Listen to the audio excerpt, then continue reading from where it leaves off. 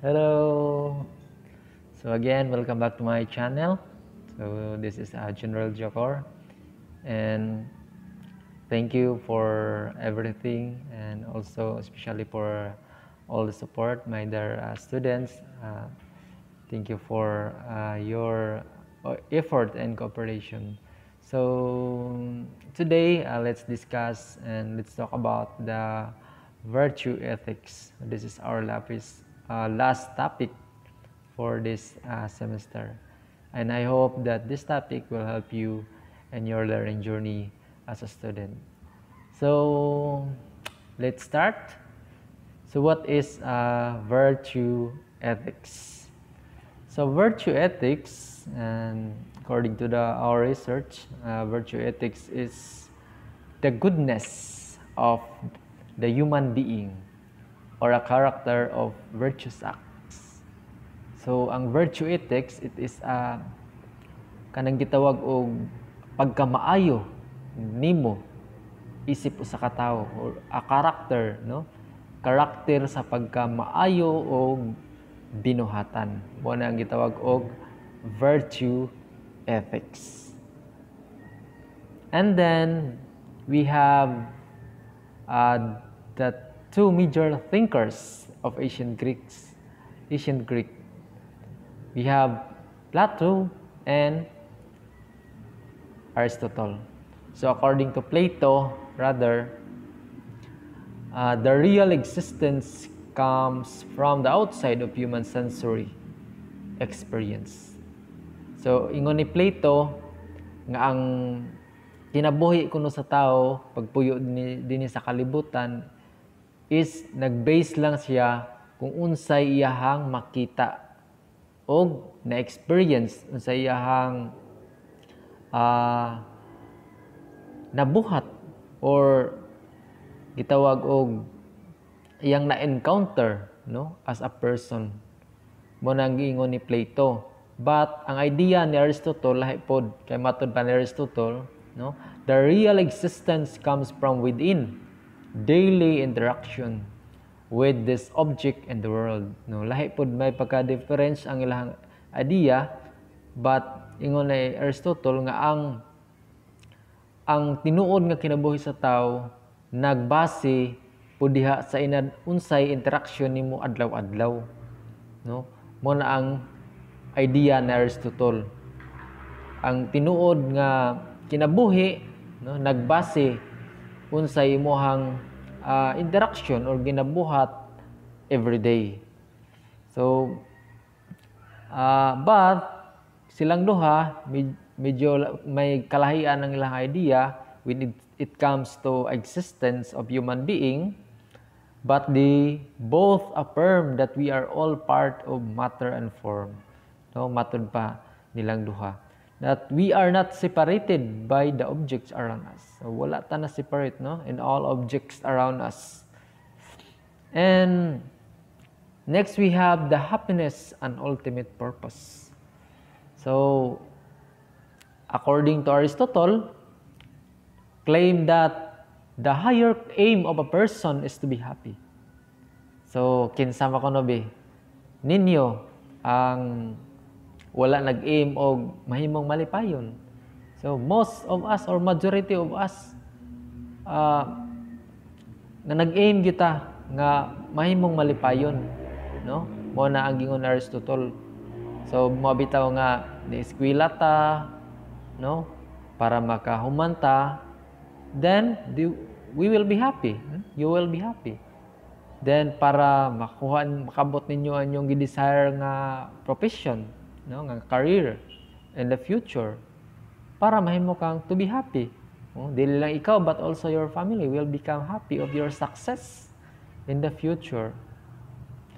So that's the idea of Aristotle. And we do act something because it is beneficial for us.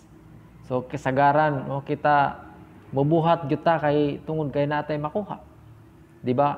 Kinsa man kuno moy mabuhat, ganahan mabuhat o walay makuha, no? Gamay na lang na karon, no? Especially for those who are serving the church, no? We all know that those are people serving the church, walay sweldo, no? Walay benefits. Mo nga gamay na lang kayo ang tao karon nga buhat kung wala kay maimo. So I hope nga this idea of Aristotle will help us know nga we will gain additional information when it comes to the ultimate purpose and happiness. Kay para nako ako nibuhat ko ani, it is because I am happy of doing this, no? Ikaw kung unsa makapalipay nimo, buhata. Para nimo malipay ka nga dagko ka grado, malipay ka nga honest ka, malipay ka nga you're doing better, you're doing good every now and then. Malipay ka how much more, no? Kung mahuman na kag eskwela, malipay jud ka. So do it. No? Kung para nimo malipay ka sa kadali lang abutang nya, na siya bad effect. So ayon na buhata. But kana siya makalipay nimo and of course makahatag og good effect into you and to your society or community. So then do it, because that is the ultimate purpose, your ultimate purpose.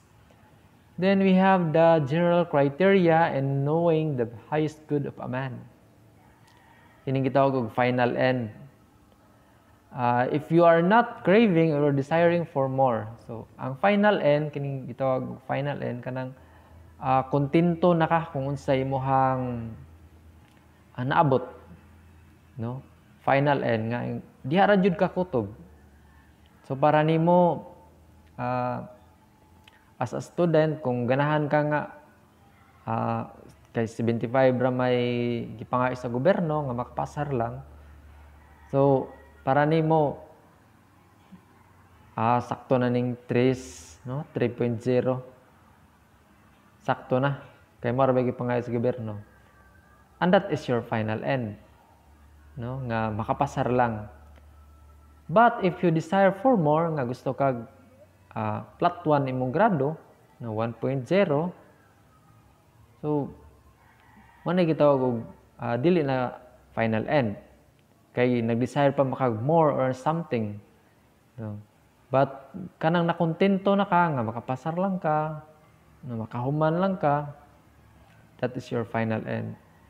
Pero kung makahuman ka, di pa ta makayong final end na kay mangita ng pagtrabaho, kay para asa man day mong eskwelahan kung dili ka mangitag trabaho, di ba? Or else magnegosyo, no? So man ang gitawag final end nang wala na kay kinahanglan nga para nimo sakto na, enough na. Then we have self-sufficient. Kanang gitawag matud pa, if you are satisfied with what you do. Satisfied na ka kung unsay imo ang nakuha or naabot. Maray gitawag self-sufficient. Then we have how can we know that we are dealing with our final end or self-sufficient? So saon man sad nato pagkahibaw na kani nanata sa final end or nanata sa self-sufficient. So according to Aristotle, no, ni suggest siya to us older individuals nga mangutana ta sa mga older pa nato, because sila older individuals know better than us because of their life experiences and practical wisdom. Ito mangutana ta sa mga tigulang pa sa tua, but sometimes, no, ang mga generations karon dili na mamati sa mga older, no, especially sa mga mga millennials, na dili na sila mamati to their older individuals, to their parents. Nga naman lahi na sila og attitude, lahi na sila og behavior. Mostly, no, dili na mamati mo na nga when we talk about to deal with final and self-sufficient, no, matud pa ni Aristotle, kailangan ta mangungutana, no? kung unsa gyud kailangang buhaton, no? Sakto ba ni siya o dili ba ni siya sakto? Kay ang atong mga older individuals, our parents, no, our mga titos, mga titas, uncle, aunties, so kana sila, mga older pa sa to, makatabang na, kay taas na sila experience sa kinabuhi. So, kasagaran yun, kung atong mga elders, mo advise na sila nga, unsay makaayo sa ato unsay makaayo sa inyo sa inyong future. Then, mostly, mayon gini sila nga, pagtarong dig eskwela dong, pagtarong dig eskwela day, kay mo anay bugtong ikabilin, no? Nga dili makuha diha nimo. Kay once nga makaman kag eskwela, more naman ang opportunity nga makatrabaho ka. Kay mostly karon ang dawaton sa mga big companies is baccalaureate degree holder man gyud. Kana magyong graduate kay 4 years degree course. Unya napay kanang gitawag computer literate, no? Kamao kag computer, no? Unya na kay good moral character, no? Muna ang usa ka character sa usa ka tawo, personality, nga gipangita kung ganahan, kung gusto ka nga makatrabaho og nindot nga company. And then we have there's no higher aim than finding happiness. Because happiness seems to be the final end and the most self-sufficient aspect of life that one can aspire for. So kitang tanan ang atog yung gusto nga malipayon ta sa atong kinabuhi, no? Kitang tanan mo gina atong gusto, di ba? So kisa may ganahan og sad, dili gyud. Kitang tanan ganahan gyud nga malipay. So next we have different definition of being happy. Now, for others, being happy is set up with wealth, power, and pleasure. No, lahi-lahi gyud ta og makapalipay nato. Ang uban malipay sila nga ang ilang kurso IT, no? Information technology. Ang uban ganahan sad sila ang ilang kurso hotel management, no? Ang ganahan uban ganahan sad og kurso nga teacher. And most of you ni kuha mo criminology course because ganahan mo nga magpulis or mag-fire or mag-GMP. So that's the way nga makapalipay ninyo. But there are so many instances na mabuhat mo anang butanga. It is because malipay mo. Ako lahi man pod og mga butanga makapalipay nako. No? So lahi ta og butang nga makapalipay nato. But ang uban gana malipay sila, it is because of wealth. Ganahan sila nga na sila tanan, no? Wealth, tanang bahandi, no? Balay, kwarta, unsa pa diha ang mga wealth, sakyanan, no? Travels, and power. Ganahan sila doon sila power. Ganahan sila sa mo-serve sa komunidad, no? And uban malipay sila, it is because of pleasure. So lahi-lahi gyud ta. Kay lahi-lahi mo putag attitude, lahi-lahi tag temperaments. As a person, lahi-lahi pud makapalipay nato. So but this is not always the case, no? Happiness according to Aristotle, no? Nga ang kalipay, ang pagkamalipayon is to function very well in everything we do, no? Ang tinuod day nga pagkamalipayon, it is kanang bubuhat ka sa mga butang nga sakto, no? You function very well na in every situation nga naka-function ka sa sakto nga pamaagi. Matod pa ni Aristotle mo na sakto nga happiness. Then how we differ from the rest. Saan man nato nga mahimutang lahi sa uban. So we differ based on the way we perform our actions. So managlahi gid ta tungod sa atong tagsa-tagsa ka mga actions, no? The way we perform, the way we act, the way we do, no? Mo nay makalahi sa ato ang tagsa-tagsa.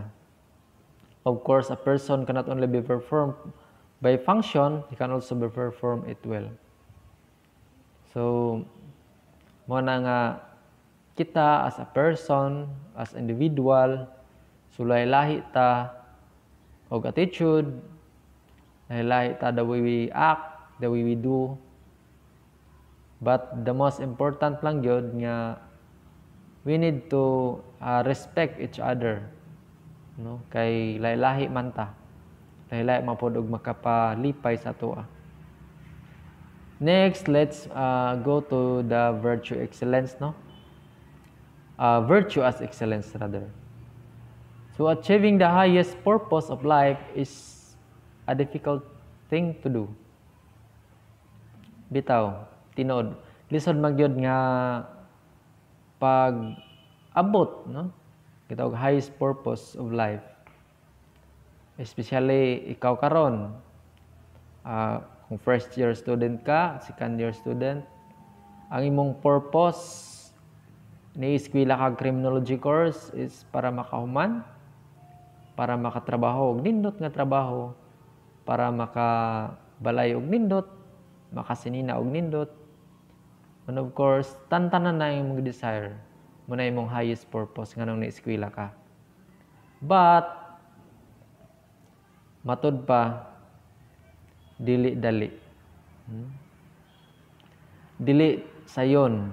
Kay moagi pagkaog, mga challenges, hardships, there are crying times, no? Ups and downs. But, ang importante lang, nga mopadayon ka ug mobuhat ka sa sakto. Because virtue is being able to perform in excellence. And you cannot perform something in excellence in just a single act. In short, it cannot be done overnight. Dili karon nibuhat ka og sakto, pagkaugma successful na ka. Dili dali. It is a ladder, no? Anam-anam, step by step. Karon, first year ka, next year, may mo na kang second year, third year, fourth year, then you graduate. Then you take your review, take the board exam, you pass the board exam, then you apply kung sa imong gi-desire nga profession. Then kung makasulod na ka, you serve na the company or in the government or in the community.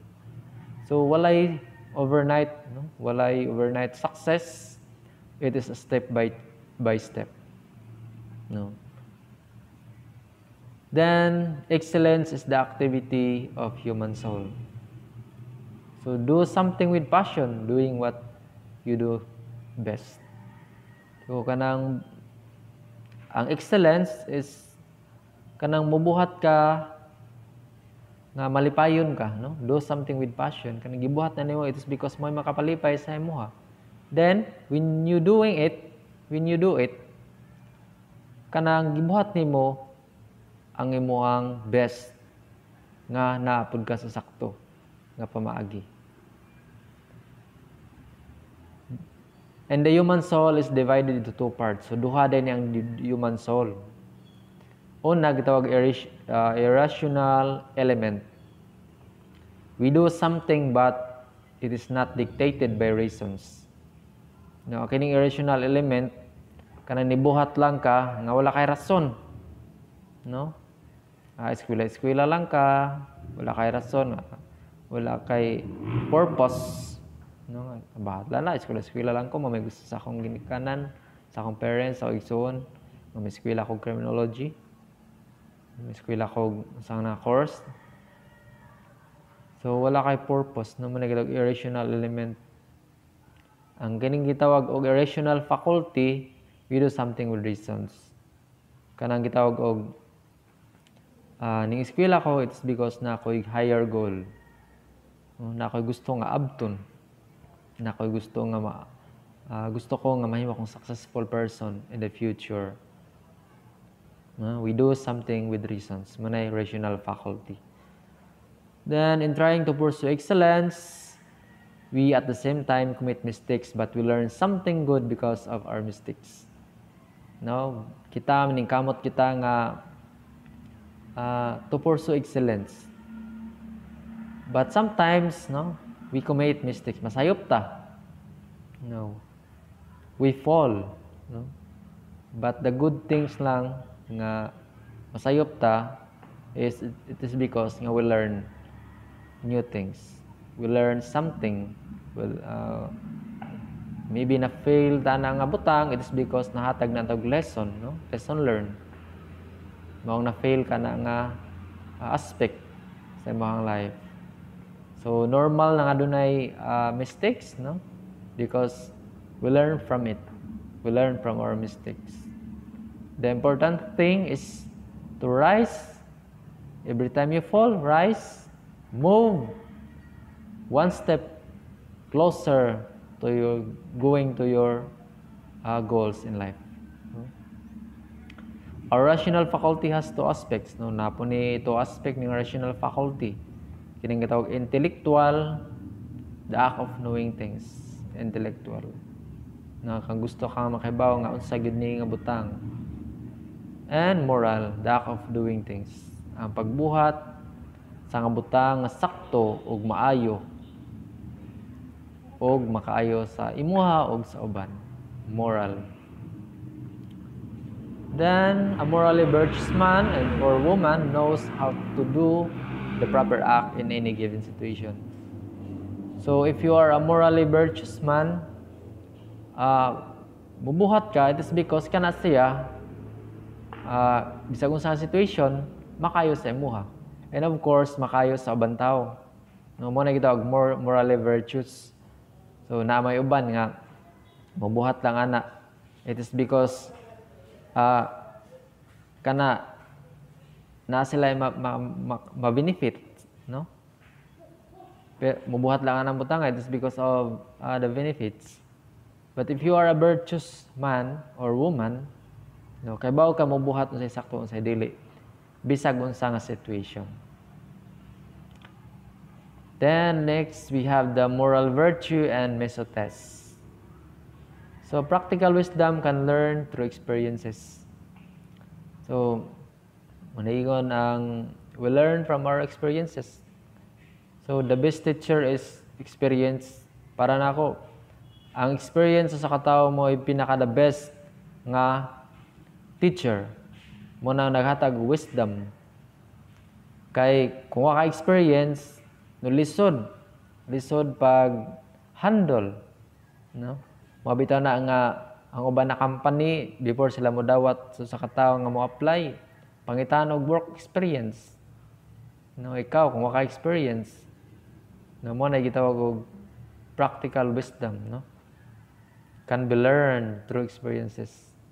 So mo na ang moral virtue and mesotest. Then choosing the best decision in life is somewhat complicated, to be sure. You need to check your rational faculty, no? And choosing best decisions, kailangan nga nata sa sakto na pamagi. Then we need to check our rational faculty. The next we have Aristotle says that is morally virtuous man is neither excessive nor deficient because he knows to target mesotest or mean of his overall actions. So the main purpose of mesotest is to let you find balance on your behavior. They are the ones responsible in adjusting yourself in its circumstances. So man ang main purpose, no? Kailangan kay bawat mo balance atong sa ka behavior. Kabawat mo adjust in any situation, in any circumstances that we encounter. And our feelings, passions, and actions have its own middle point. If we know how to find our middle point, it's not hard for us to do the right action. So, kay lang ta mo patunga, no? In every situation, in every actions, kay lang ta mo handle, no? Into dili lisod, no? Ang pagbuhat unsay sakto. Then before I end to this topic, no, this is a short discussion about the virtue ethics. So according to Dibashi, Rida, that choose to be happy. According to choose to be happy, that is the only way to find happiness. So importante lang unsay mo ang experience karon, unsay mo ang mga challenges, unsay mga problems, unsay mga trials. And I believe nga kitang tanan tagsa lain tayong mga problema, lain tayong mga gigian, no? So think na we are called to be happy, no? We can choose to be happy at all times, no matter what our challenges in our lives. So I guess we're all done in this topic. I hope that you learned something new in this discussion, and I hope that in your coming exams you get your perfect score.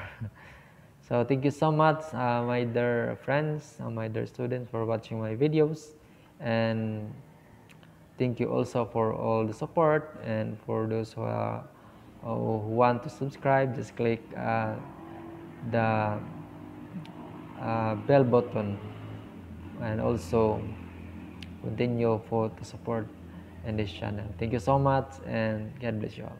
Bye bye.